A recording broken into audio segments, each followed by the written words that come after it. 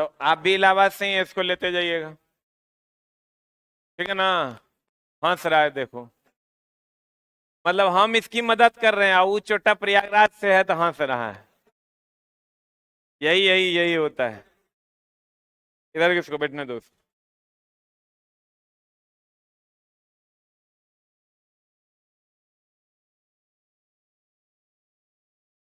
शुरू करें। Hello hello hello.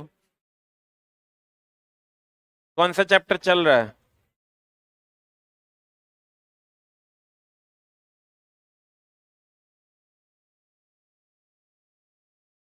कौन सा चैप्टर है? ग्रेविटेशन।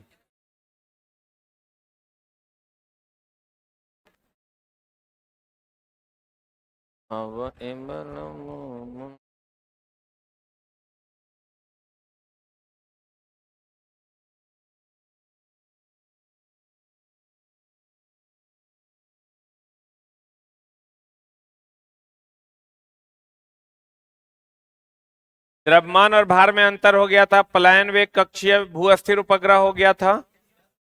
हो गया था ना। कुछ सवाल चल रहे थे।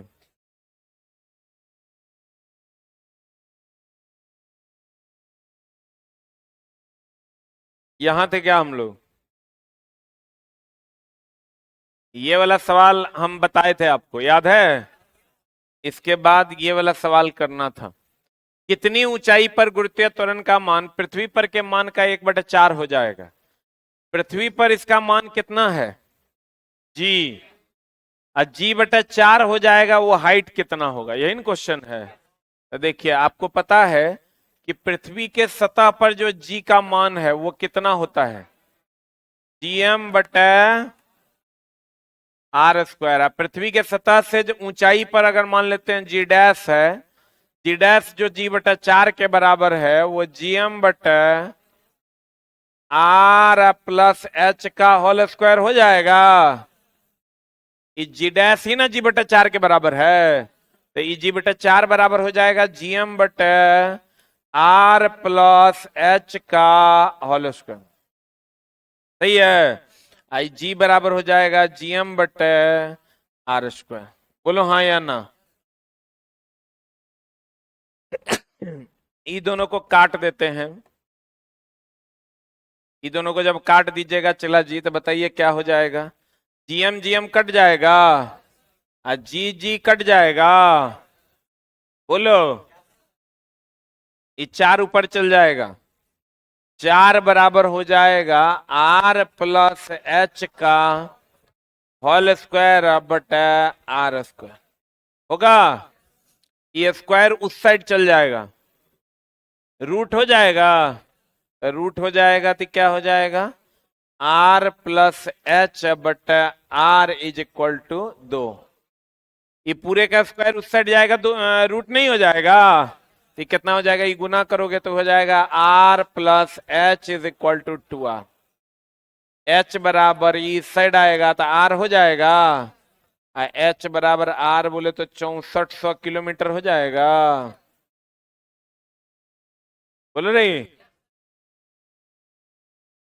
रेडियस दे लेना है 6400 किलोमीटर, आंसर हो गया। यानी त्रिज्या के बराबर ऊंचाई पर अगर हम लेकर जाते हैं तो पृथ्वी पर जो गुरुत्वीय त्वरण है उसका 1/4 गुरुत्वीय त्वरण हो जाएगा। ठीक है। कितना ऊंचाई पर? 6400 की ऊंचाई पर। सही है गलत है?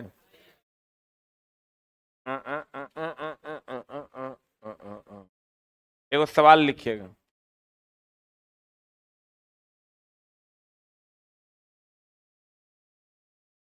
लिखाएं।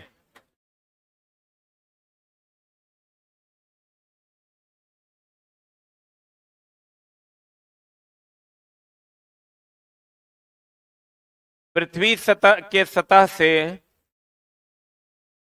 पृथ्वी के सतह से कितनी ऊंचाइयों पर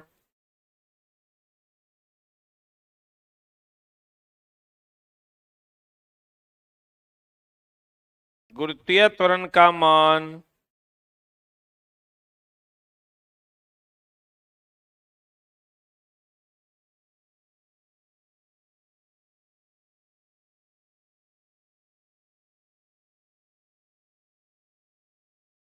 गुरुत्वीय त्वरण का मान पृथ्वी पर के मान का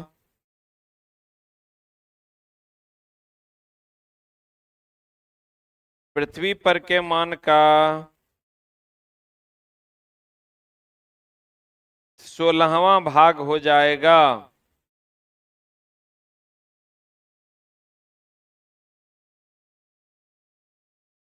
सोलहवां भाग हो जाएगा।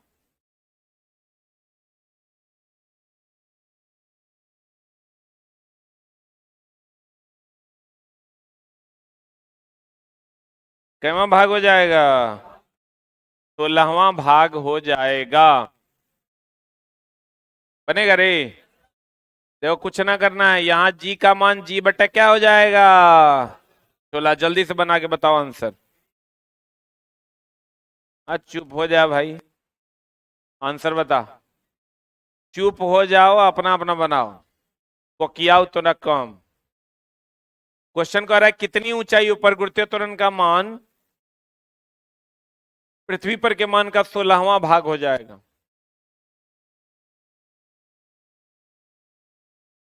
हो गया?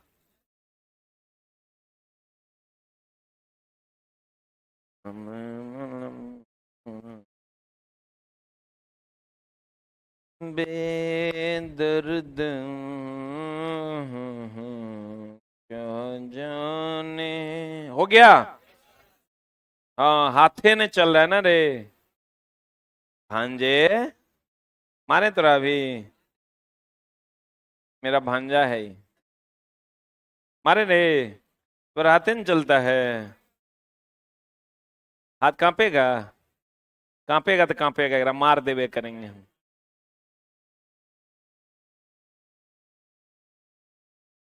मारे भांजा को नहीं मारना चाहिए। चला कुल्हाड़ी में हाथ कांपेगा। अरे भांजे खाली सब कुछ वही है, जी का मान जी बटा 16 हो जाएगा। Calculate and get the result. क्या नहीं हो रहा है? यही होगा, कलम नहीं खरीदोगे ना, यही होगा। ला ला ला ला ला ला ला। देखो एगो है जी बराबर तो जीएम बटा आर स्क्वायर होबे न करेगा रे। कहां पर? पृथ्वी के सतह पर। बोलो हाँ या ना। पृथ्वी के सतह से एच ऊंचाई ऊपर कर रहा है, कितनी ऊंचाई ऊपर? जी बटा 16 हो जाएगा। जीएम बटे आर प्लस एच का होल स्क्वायर। यही ना बोले हो? अरे बोलो। अरे भाई तो ये दोनों को भाग दे दो, जीएम जीएम कट जाएगा। जीएम जीएम गेलो बोरा में। अब कितना जी जी गया बोरा में, 16 ऊपर जाएगा। 16 is equal to R square बटे R plus R plus H का होल स्क्वायर बटे आर स्क्वायर। अरे भांजे लिख जल्दी। भांजा बहुत छोटा है, 16 साल का है ये, 17वां अभी अगर चल रहा है। चूजा है ये। हो गया? ये स्क्वायर उस साइड जाएगा, कितना हो जाएगा? आर प्लस एच बटे R is equal to 4। What is the समस्या?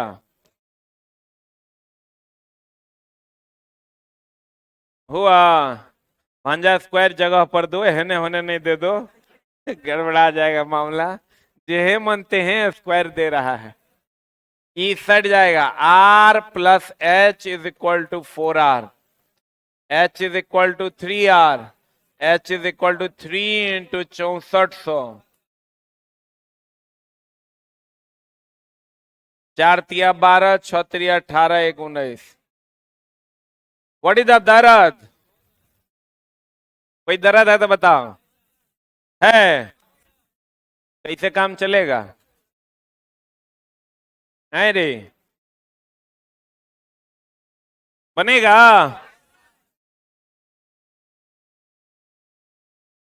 हाथे जने चलता है, क्या कि रूम पे जाके आराम से सूझ जाना है, लगता है देह में जाने ने मुर्दा पड़ल है, चोट्टा सब कहेंगे।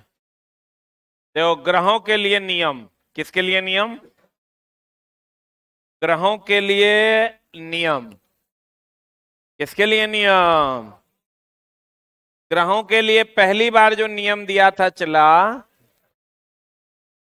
देखो कोई भी ग्रह सूर्य के चारों ओर घूमता है, इसमें कोई दर्द है? सूर्य घूमता है कि सूर्य के चारों ओर ग्रह घूमता है? सूर्य के चारों ओर ग्रह घूमता है, किसी को कोई दिक्कत नहीं होनी चाहिए। सूर्य के चारों ओर मान लो पृथ्वी घूम रहा है, घूम रहा है ना? तो सबसे पहले कॉपरनिकस नाम का एक वैज्ञानिक था। क्या नाम का था चला? कॉपरनिकस नाम का एक वैज्ञानिक था। उन्होंने कहा था सूर्य के चारों ओर कोई भी ग्रह दीर्घवृत्ताकार कक्षा में चक्कर लगाता है। कौन कक्षा में? कौन कक्षा में? दीर्घवृत्त समझते हो? ये वृत्त है, और अगर ऐसा हो जाएगा तो ये दीर्घवृत्त है। इलिप्स समझते हो? तो कहते हैं कोई भी ग्रह सूर्य के चारों ओर दीर्घवृत्ताकार कक्षा में चक्कर लगाता है। ये बात पहली बार कॉपरनिकस ने कही। किसने कही? लेकिन इसको साबित किया केपलर ने। इसको साबित किया किसने?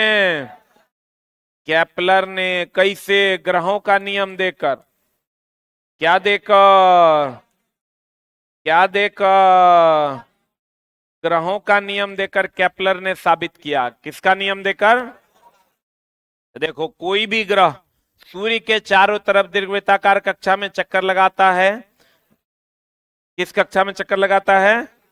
दीर्घवृत्ताकार कक्षा में चक्कर लगाता है। ये बात कहा था किसने? इस बात को साबित किसने किया? कौन सा नियम देकर? ग्रहों का नियम इन्होंने दिया 3। केपलर ने जो ग्रहों का नियम दिया, केपलर ने ग्रहों का नियम दिया। ग्रहों का क्या दिया? नियम दिया। केपलर ने किसका नियम दिया? ग्रहों का नियम दिया। सही है कि गलत? केपलर ने कौन सा नियम दिया? अब सूर्य जो है, उन्होंने कहा पहला 3 गो नियम दिया। पहला नियम था कक्षा का नियम। पहला नियम क्या था बाबू? दूसरा नियम था क्षेत्र का नियम। तीसरा नियम था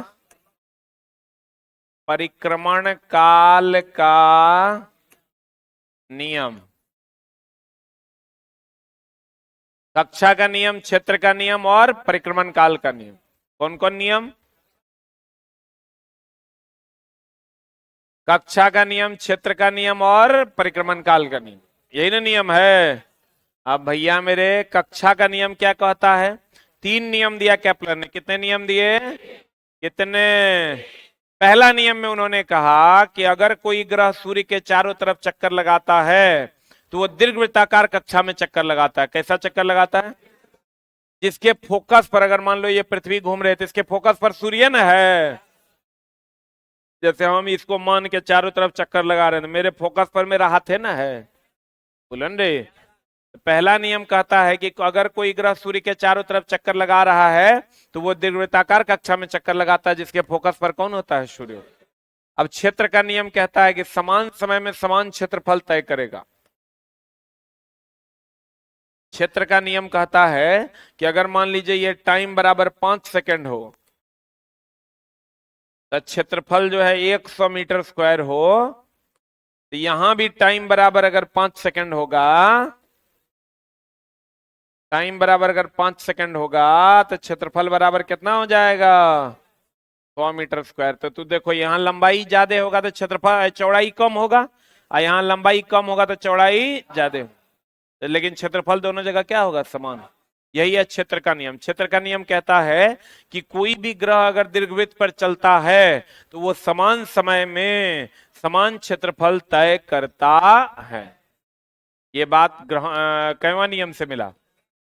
एगो है परिक्रमण काल का नियम। परिक्रमण काल का नियम कहता है टी स्क्वायर समानुपाती आर क्यूब। क्या कहता है? चला टी स्क्वायर समानुपाती आर क्यूब। टी स्क्वायर समानुपाती, टी स्क्वायर समानुपाती, क्लियर है? बोलो जी। टी स्क्वायर समानुपाती क्या? R cube. नहीं है, बुझा होगा। टी स्क्वायर, टी क्या है? परिक्रमण काल। परिक्रमण काल का वर्ग सूर्य से माध्य दूरी के घन का समानुपाती होता है। फिर से समझते हैं तीनों नियम को। पहली बार, कोई भी ग्रह सूर्य के चारों तरफ जो चक्कर लगाता है वो दीर्घवृत्ताकार कक्षा में चक्कर लगाता है। ये बात कोपरनिकस ने कही थी। किसने कही थी? अब उसको साबित करने का काम केपलर ने दिया। केपलर ने उसके लिए ग्रहों का नियम दिया। आपको क्वेश्चन सबसे ज्यादा पूछा जाता है ग्रहों का नियम किसने दिया? केपलर ने। अब उसके अनुसार तीन नियम थे: कक्षा का नियम, क्षेत्र का नियम, परिक्रमण काल का नियम। कक्षा का नियम कहता है कि कोई भी ग्रह सूर्य के चारों तरफ दीर्घवृत्ताकार कक्षा में चक्कर लगाता है जिसके फोकस पर सूर्य होता है। क्षेत्र का नियम कहता है कोई भी ग्रह समान समय में समान क्षेत्रफल तय करता है दीर्घवृत्त पर। और परिक्रमण काल का नियम कहता है परिक्रमण काल का जो वर्ग होगा वो सूर्य से माध्य दूरी के घन का क्या होगा? समानुपाती। यही तीन नियम दिए थे। किसने? केपलर ने। ग्रहों का नियम किसने दिया? पहले यही पूछा जाता था। अब तो खैर ये ग्रहों के नियम को स्टेटमेंट बना बना के पूछा जाता है। पहले का साइंस का लेवल था चला यहां, इस बार ग्रुप डी होने के बाद कोई पते नहीं है कहां गया। ठीक ना? जब तक आप बेसिक कॉन्सेप्ट अच्छे से नहीं पढ़िएगा, इसी नियमों को कथन बना के दे देगा और तब आपको चुन के आंसर मारना होगा। आसान है लेकिन आपको बेसिक पढ़ना होगा। ग्रहों के लिए केपलर ने तीन नियम दिया: कक्षा का नियम, क्षेत्र का नियम, परिक्रमण काल का नियम। कितने नियम दिए? कौन कौन? कक्षा का नियम क्या कहता है कि कोई भी ग्रह जो चक्कर लगाएगा वो किस कक्षा में चक्कर लगाएगा? दीर्घवृत्ताकार कक्षा में। इसके फोकस पर कौन रहेगा? तो कहते हैं कोई भी ग्रह सूर्य के चारों तरफ दीर्घवृत्ताकार कक्षा में चक्कर लगाता है जिसके फोकस पर कौन होगा? सूर्य होगा। क्षेत्र का नियम देखो क्या कह रहा है? समान समय में समान क्षेत्रफल तय करेगा। यहां देखो लंबाई लंबाई कम है तो चौड़ाई ज्यादा ना है, और यहां देखो लंबाई ज्यादा है तो चौड़ाई क्या है? कम। तो समान समय में समान क्षेत्रफल दीर्घवृत्त पर तय करेगा। कोई भी ग्रह अगर सूर्य के चारों ओर चक्कर लगाता है तो वह समान समय में समान क्षेत्रफल तय करता है। परिक्रमण काल का नियम, इस नियम के अनुसार परिक्रमण काल का वर्ग, किसका वर्ग? सूर्य से माध्य दूरी के घन का क्या होता है? समानुपाती। अर्थात टी स्क्वायर समानुपाती किसके? R cube. यही तीन नियम था। आप देखो, कोई भी ग्रह सूर्य के चारों ओर दीर्घवृत्ताकार कक्षा में चक्कर लगाता है, यह बात किसने कही थी? लेकिन इस बात को सत्यापित किया केपलर ने ग्रहों का नियम देकर। बोलन रे, एनी डाउट?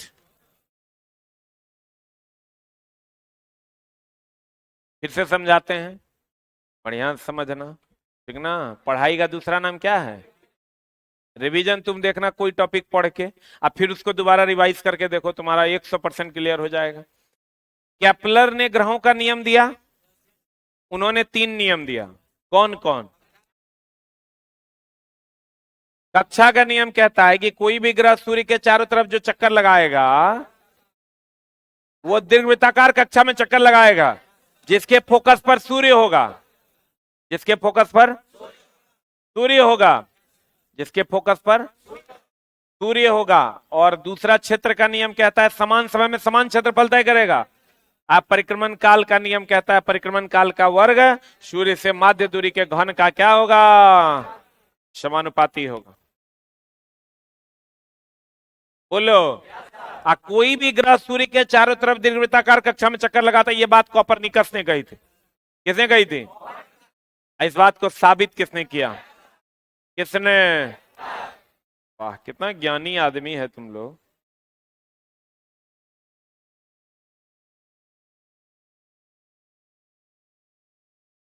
अब देखो चला, एगो है द्रव्यमान केंद्र। कौन केंद्र? एक बात बताओ, तुम बताओगे? तुम लोग जैसा चला अच्छा बच्चन हम आज तक नहीं देखे। ये मजाक में मत लेना। तुम लोग समाज का सबसे अच्छा बच्चा है। नहीं तो चला, लोग तो क्या क्या नहीं कर रहे हैं। एक तो तुम लोग बदमाश नहीं है, और ऊपर से पढ़ने में पूरी लगन लगाता है ना? बहुत बढ़िया। अभी तुम जादू देखना, अगर हम बिना छुए खड़ा कर देंगे।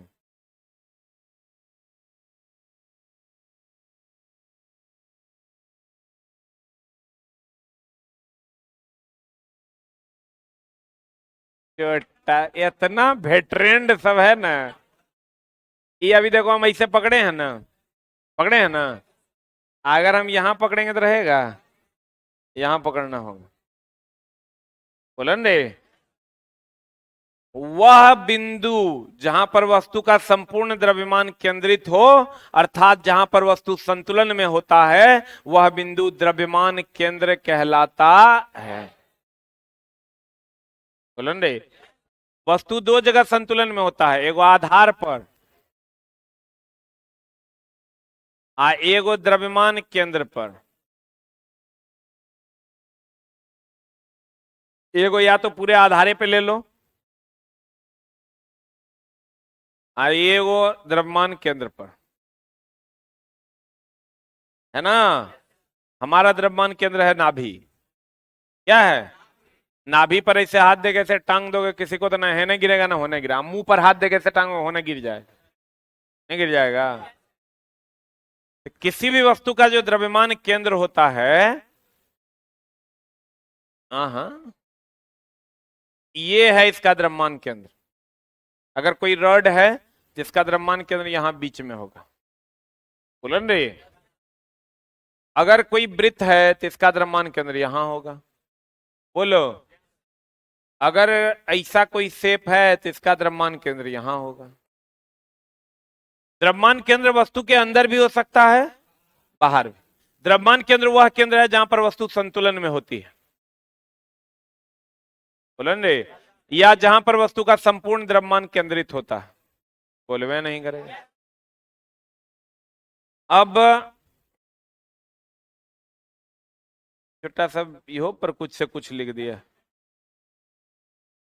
ये लिखा है आई लव यू साक्षी। ये जैसे स्कूल में नहीं लिखता था, आर पागले न है। ये सब हवस के पुजारी सब हैं। देखो ध्यान देना, कहते हैं वह केंद्र जहां पर कोई वस्तु संतुलन की अवस्था में रहता है उसे क्या कहते हैं? द्रव्यमान केंद्र वस्तु के अंदर भी हो सकता है और वस्तु के बाहर। अब देखो, हमने कहा वस्तु दो जगह संतुलन में होती है, एक कहां पर? आधार पर, और दूसरा द्रव्यमान केंद्र पर। सही कि गलत? एक कहां पर और दूसरा द्रव्यमान केंद्र पर ना। ये हो गया आधार। यहां इसे लेते हैं हम, चला।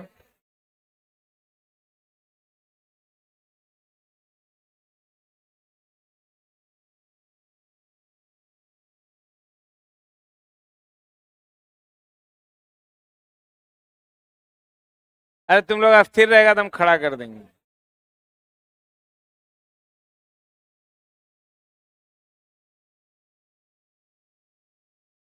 भावनाओं को समझो, क्लियर है ना? आप देखो, तुम लोग अस्थिर नहीं रहता है, ध्वनि एक प्रकार का कंपन है, इसलिए गिर गया। अब देखो चला, तुम अगर कि कोई काम को हम कर सकते हैं और आप भी कर सकते हैं, दोनों मिल जाएंगे तो बढ़िया से होगा, खराब से। तो आधार भी किसी चीज को संतुलन में ला सकता है और द्रव्यमान केंद्र भी। दोनों अगर द्रव्यमान केंद्र अगर आधार की ओर आ जाएगा तो ज्यादा संतुलन होगा कि कम संतुलन? जैसे इसका आधार ये, द्रव्यमान केंद्र ये हुआ, आधार ये हुआ, अगर ये इधर की ओर आ जाएगा, ज्यादा संतुलन की कम संतुलन? हाँ, द्रव्यमान केंद्र अगर आधार की ओर आ जाए तो ज्यादा संतुलन। आप कहिएगा ये कैसे आएगा गुरुजी? आएगा, जैसे मान लो मेरा द्रव्यमान केंद्र ये है, बोलन रे, हम इसको आधार की ओर ले जाना चाहेंगे तो ऐसे झुकेंगे, जाएगा? नहीं जाएगा, नहीं जाएगा, जाएगा ना? तो ज्यादा संतुलन में रहेंगे कौन? हाँ, ज्यादा ना। तो देखना तुम बूढ़ा आदमी को, बूढ़वा सबको देखना, वो ऐसे से चलेगा। हाँ, लंबा बूढ़ा, छोटका बूढ़ा के द्रव्यमान के आधार की ओर ही रहता है, वो तनिए ठोके रहबे करता है। लंबा बूढ़ा या बूढ़ी औरत को तुम देखना, वो ऐसे नहीं चलेगा, ओकरा ज्यादा संतुलन महसूस होता है, क्योंकि द्रव्यमान केंद्र को किधर लेके जाता है? आधार की ओर। पैर हो गया आधार, तो वो ज्यादा संतुलन में अपने आप को महसूस करता है। या तुम्हारा ही मान लो कभी पेट खराब हो गया, टाइफाइड जॉन्डिस हो गया, तुम चलता है? नहीं चलता है। तुम ऐसे ऐसे करके अभी चलोगे तो लोग कहेगा ये बुढ़ा गए की रे, काहे कि तुमको अभी संतुलन की जरूरत नहीं है। अब देखो, कहते हैं कभी बोझा लेकर जाते हुए आदमी को देखे हो? 1 क्विंटल बोझा लेके ऐसे जाते हो, कभी ऐसे देखे हो जाते हो उसको? वो जब भी जाएगा वो ऐसे जाएगा, क्योंकि वो अपने द्रव्यमान केंद्र को आधार की ओर ले जाता है और ज्यादा संतुलन महसूस करता है। बोलो न रे। कभी सीढ़ी पर चढ़ने वाले व्यक्ति को देखे हैं? ऐसे चढ़ता है कि ऐसे चढ़ता है? आगे की ओर झुककर चलता है, ताकि उसका द्रव्यमान केंद्र किधर की ओर हो? आधार की। सही है। पहाड़ पर चढ़ने वाला व्यक्ति आगे की ओर झुककर चढ़ता है, ताकि उसका द्रव्यमान केंद्र किधर की ओर हो? आधार के। सही है। ऐसे जैसे झुकेगा उसका द्रव्यमान केंद्र किधर जाएगा? आधार के। बोलो हाँ या ना। लंबा आदमी अपने आप को संतुलित महसूस नहीं करता है, छोटा आदमी ज्यादा संतुलित महसूस करता है। इसलिए कि देखो, ये लंबा आदमी है ना तो इसका आधार यहाँ है, द्रव्यमान केंद्र यहाँ है। आई छोटा आदमी है ना तो इसका आधार यहाँ है, द्रव्यमान केंद्र यहाँ है। इसका द्रव्यमान केंद्र ऑलरेडी आधार की ओर रहता है। हम लोग की कहते हैं लंबा है झुक जाएगा, आई छोटका है झुकेगा नहीं। बोलो हाँ या ना। अब देखो, चलो ट्रक जानते हो? ट्रक पे तुम ओवरलोडिंग कर दो, फाइन कर देगा। तुम कहोगे मेरा ट्रक, मैं चाहे ये करूं, मैं चाहे वो करूं, मेरी मर्जी, तो पुलिस वाला कहेगा, मामला गड़बड़ा देगा। पुलिस वाला चला मतलब ना, सबसे ज्यादा बदतमीज अगर कोई है तो पुलिस वाला है। सब पुलिस। कभी बंगाल उंगाल चल जाओ ना, मतलब बंगाल का पुलिस इतना घटिया बिहेव करेगा, कहने सुनने से बाहर, महा घटिया बिहेव। कल हम लोग जा रहे थे इधर से, नहर पर से, पुलिस 4 गो जो है, नहर ई रास्ता है, 2 गो यहाँ खड़ा है, 2 गो यहाँ खड़ा। तो हम जा रहे थे, प्रिंस चला रहा था, मतलब ये रास्ता है, ये रास्ता है तो 12 फीट का रास्ते हैं। एगो यहाँ खड़ा है, एगो यहाँ, एगो यहाँ, एगो यहाँ, इतने रास्ता बचल है, और जेब में हाथ देके। तो ऐसे देख रहा है, हमले क्या है, हेलमेट नहीं पहने हुए थे। उसको, हमको लगा हाथ देगा, लेकिन हाथ नहीं दिया, हम चल गए, बच गया। पता बच गए, बच गए। उसके बाद पीछे से मेरा स्टाफ आ रहा था, ये लोग ट्रिपल लोडिंग था, चूंकि स्टाफ स्टाफ रहता है चला बहुत सारा, तब उतना गाड़ी तो है नहीं, वो एक ही गाड़ी पे सब बैठ जाता है, बगले में है ये है, तो उतने दूर मर नहीं न जाएगा। रोक दिया होगा, तो रोक दिया तो कहता ट्रिपल लोडिंग, चलो गाड़ी साइड में लगाओ। हम गाड़ी फिर घुमाए, हम बोले कहाँ है बिल बुक, फाइन काटो। क्या है, कौन है इंस्पेक्टर? फाइन काटो। फाइन लोगे, गोली मार दोगे, 5,000 फाइन है, काटो। कौन जुलूम हो जाएगा?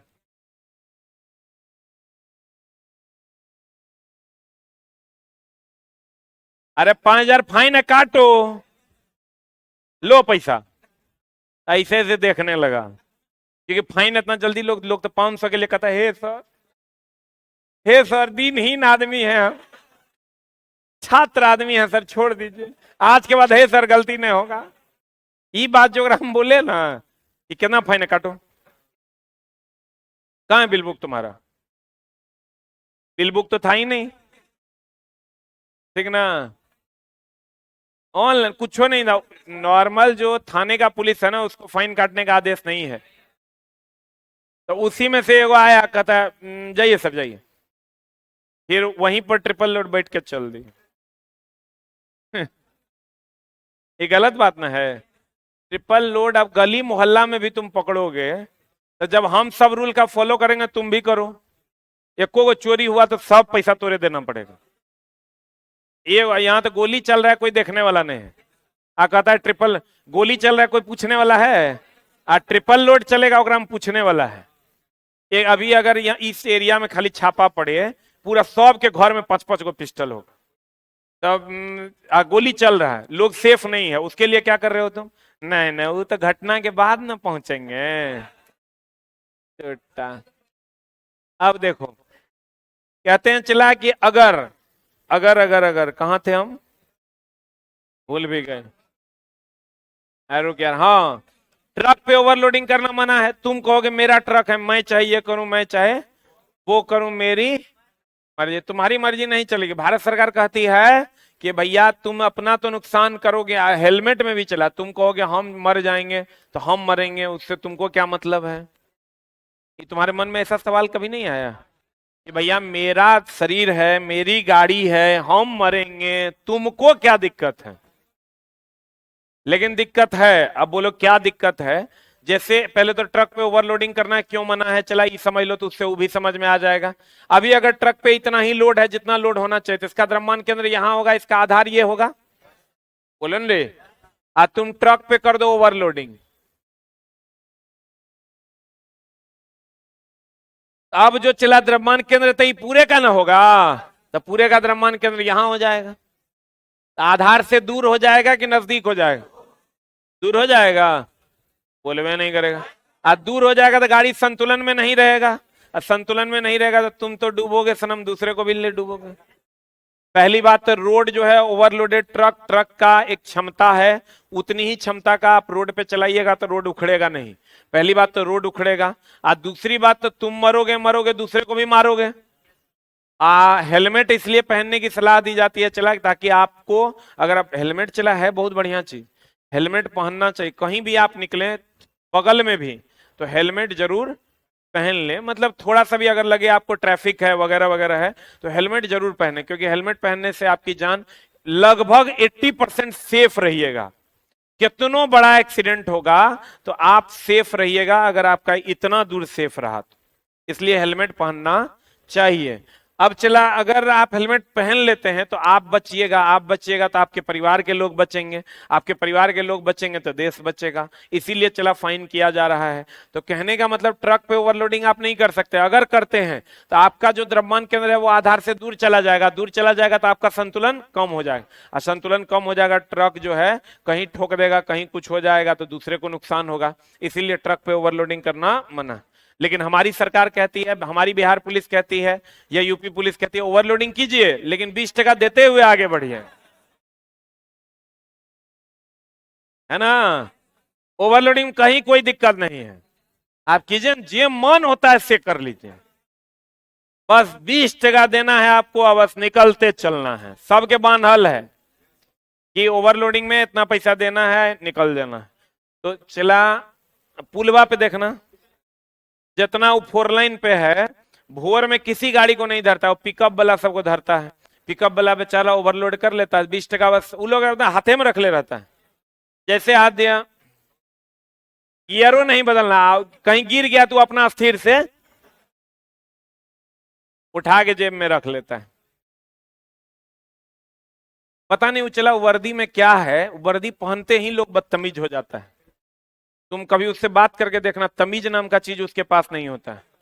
हम लोग सासाराम से आ रहे थे, हम थे विपिन सर थे, गाड़ी रोक के वो बेचारे दवाई खा रहे थे, कोई दवाई होगा कोई प्रॉब्लम, उनको दवाई खा रहे थे, उधर से 3 गो बिहार पुलिस आया और 3-4 लाठी गाड़ी पे दे दिया, स्कॉर्पियो पे।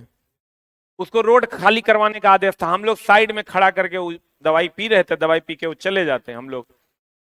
उसको रोड खाली इसलिए क्योंकि हाई कोर्ट का जज का उधर से एंट्री था, तो इसलिए उसको खाली करवाना था। 3 लाठी खींच के दिया। जब निकले, पहले हम निकले, तो निकले तो कहता प्रणाम सर। आप सर यहाँ सर। फिर विपिन सर निकले, तब फिर सेल्फी उल्फी खिंचा लिया। तो हम बोले ये सब बात तो चला ठीक है, लेकिन ये काम ठीक किया था तुम?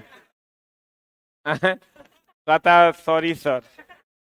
तो ये चला, लेकिन ये तो गलत ना है। आम आदमी को मतलब आम आदमी समझना ही नहीं है। तो चला, आप ट्रक पे ओवरलोडिंग नहीं कीजिएगा और हेलमेट पहन के चलिएगा, और जब बूढ़े हो जाइएगा तो झुक कर चलिएगा। और तब हमको याद कीजिएगा कि सर बोले थे द्रव्यमान केंद्र को किधर की ओर ले जाना है, आधार की ओर ले जाना है। तो ज्यादा संतुलन में महसूस कीजिएगा। प्यारे बच्चों, कैसे बच्चों, देखो कोई भी वस्तु 2 जगह संतुलन में होती है, एक द्रव्यमान केंद्र पर और दूसरा किस पर, आधार, है ना। द्रव्यमान केंद्र इसका यहां है, बोलो रे, और आधार पर। अब कहता है अगर द्रव्यमान केंद्र आधार की ओर हो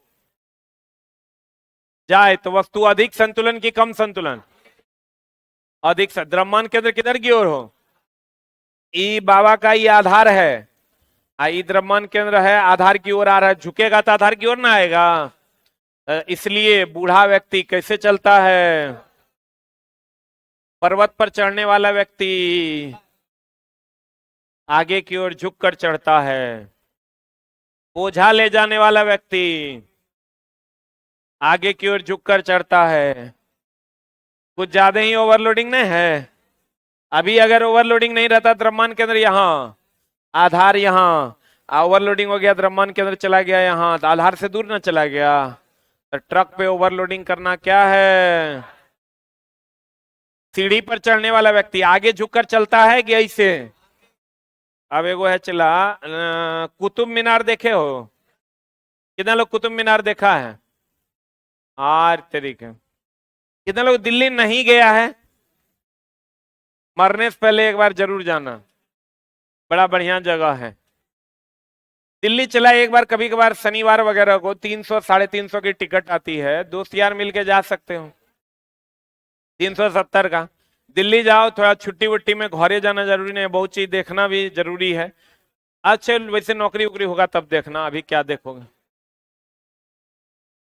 अब चला गौर से देखना, पीसा हमारा जो कुतुब मीनार है, कौन मीनार है चला, कुतुब मीनार सीधा है ना। और एक है पीसा का मीनार इटली में, कहां है, वो चला इसे झुका हुआ है। तो तुम गौर से देखो, ये अगर मीनार ऐसा है, ये आधार है, तभी द्रव्यमान केंद्र यहां है, ये मीनार झुक जाएगा, तो द्रव्यमान केंद्र आधार की ओर आ रहा है कि दूर जा रहा है, हाँ आधार की ओर आएगा। ज्यादा संतुलन की कम संतुलन, देखो ना, अभी द्रव्यमान केंद्र यहां ना है, झुक जाएगा तो यहां ना हो जाएगा। आधार की ओर आ रहा है कि दूर जा रहा है, आधार ये हुआ, आधार की ओर ना आ रहा है, तो ज्यादा संतुलन की कम संतुलन, हाँ ज्यादा संतुलन में होता है। अगर द्रव्यमान केंद्र आधार की ओर होता है तो ज्यादा संतुलन की कम संतुलन, ज्यादा संतुलन में होता है। तो पीसा का मीनार जो झुका हुआ है, तो उसका द्रव्यमान केंद्र किधर की ओर आ गया है, आधार की ओर आ गया है, इसलिए वो ज्यादा संतुलन में होता है। क्लियर है? अब तुम कहोगे सर तो घरों जब 5 मंजिला बनाते हैं, झुकाइए के बनाइए ना, बढ़िया संतुलन में रहेगा। एक लड़का पूछा था, तो चला अगर घर को आप झुका के बनाते हैं तो घर ऐसे बनाइएगा ना, संतुलन में रहेगा। लेकिन चला तुम सोच के देखो कि रात में तुम यहां सुतोगे, अब भोरे यहां मिलोगे न रे, पता चला के आगे के पीछे पता नहीं चलेगा, केनो धड़क जाओ, नहीं धड़क जाओगे। तो घर बनाते हैं रहने के लिए कि संतुलन में रखने के लिए? रहने के लिए एक समतल फ्लोर चाहिए होता है, इसलिए हम लोग समतल बनाते हैं। कहता है पीसा का मीनार, ये है पीसा का मीनार। देखो इटली कुतुब मीनार सीधा है, बोलन दे। अब पीसा का मीनार कैसा है? टेढ़ा। पीसा का मीनार झुके होने के बावजूद भी कैसा है? संतुलन में है, क्योंकि झुके होने के कारण इसका द्रव्यमान केंद्र किधर की ओर है? किधर की ओर है? आधार की ओर है। सही है ना? देखो हमने तुमको क्या कहा, किसी भी वस्तु का द्रव्यमान केंद्र कहाँ होता है? कोई भी वस्तु द्रव्यमान केंद्र पर संतुलन में रहता है, आधार पर नहीं रहता। नहीं रहता, रहता। कोई भी वस्तु दो जगह संतुलन में रहता है, एक आधार पर और एक द्रव्यमान केंद्र पर। अगर द्रव्यमान केंद्र आधार की ओर चला जाए तो ज्यादा संतुलन होगा, हाँ कि ना? इसीलिए जितना भी भारी बोझा लेने वाला व्यक्ति, सीढ़ी पर चढ़ने वाला व्यक्ति, बूढ़ा व्यक्ति, सब आगे की ओर झुककर चलता है। बोलो हाँ या ना? ट्रक पे ओवरलोडिंग करना मना है। पीसा का मीनार झुके होने के बावजूद भी संतुलन में है, क्योंकि उसका द्रव्यमान केंद्र किधर की ओर है? आधार की ओर होता है। ग्राहों का नियम किसने दिया? कितने नियम? कक्षा, क्षेत्र और परिक्रमण काल। सही है ना? आज किसने कहा था कोई भी ग्रह सूर्य के चारों दीर्घवृत्ताकार का कक्षा में चक्कर लगाता? कॉपरनिकस ना? बोलो दे, किसने कहा था? इस बात को साबित किसने किया? किसने किया? द्रव्यमान केंद्र वस्तु के अंदर भी हो सकता है, बाहर। क्लियर है? Thank you very much.